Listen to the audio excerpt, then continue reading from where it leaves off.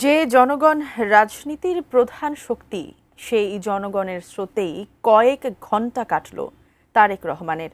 ভালোবাসায় ভাসলেন তিনি, আপ্লুত করলেন শুধু বিএনপির কর্মীদের নয়, বরং দেশের লাখো মানুষকে। সহকর্মী ফেরদৌস রহমানের রিপোর্ট দেখুন। বৃহস্পতিবার সূর্যোদয়ের আগে থেকেই রাজধানীর বিমানবন্দর সড়কে মানুষের সারি। এই পথে ঘরে ফিরছেন বিএনপির ভারপ্রাপ্ত চেয়ারম্যান তারেক রহমান। অপেক্ষা দীর্ঘ, তবে নেতাকে কাছ থেকে দেখার প্রতীক্ষার কাছে তা যেন কিছুই নয়।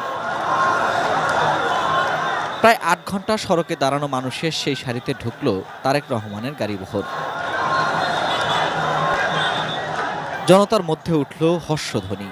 হাত নেড়ে নেড়ে তারা স্বাগত জানালেন তারেক রহমানকে। প্লাকার্ড, ফেস্টুন, ব্যানার হাতে দাঁড়ানো মানুষ ক্ষণিকের জন্য যেন স্থবির। সঙ্গে আনা ব্যান্ড পার্টিও ছিল নিস্তব্ধ। গাড়ির কাঁচের মধ্যে থেকেই জনতার সেই ভালোবাসার জবাবও দিলেন তারেক রহমান। তার গাড়ির গতি ধীর, হাত ওপরে ওঠানো, যেন দেশের মানুষের এই উষ্ণ ভালোবাসা যতটা পারা যায় অনুভবে নেয়ার চেষ্টা।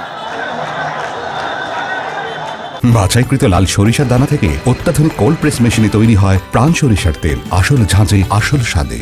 অবাক করার বিষয় হচ্ছে, সামান্য সময়ের জন্য তিনি বিশ্রাম নিয়েছেন, কেউ আসলে ঘুমাননি। এটা যে একটা ঐতিহাসিক যাত্রা, এটা যে একটা খুব ভিন্ন মাত্রায় যে দেশে ফেরা, দেখবেন যে মাঝে মাঝেই তিনি নিজে ফেসবুকে আপডেট দিয়েছেন যে আমরা এখন বাংলাদেশের মাটিতে পা রাখলাম, অথবা বাংলাদেশ সীমানায় পৌঁছলাম, অথবা এখন ফ্লাই করলাম। যে যখন ঢাকায় নামলেন, তিনি কি উচ্ছল ছিলেন যে নিজের দেশের মাটিতে পা রাখতে পেরে তার যে উচ্ছলতা, এটা কিন্তু তার চেহারায় আপনারা দেখতে পাচ্ছেন। বিমানবন্দর খিলক্ষেত হয়ে ৩০০ ফিট হিসেবে পরিচিত জুলাই ৩৬ সড়ক প্রায় ৩ ঘন্টা ভালোবাসায় সিক্ত হয়ে জনতার মধ্যে প্রবেশ করে তারেক রহমানের গাড়ি, যেখানে তার কথা শোনার অপেক্ষায় জনসমুদ্র। Ferdous Rahman, ATN news, Dhaka.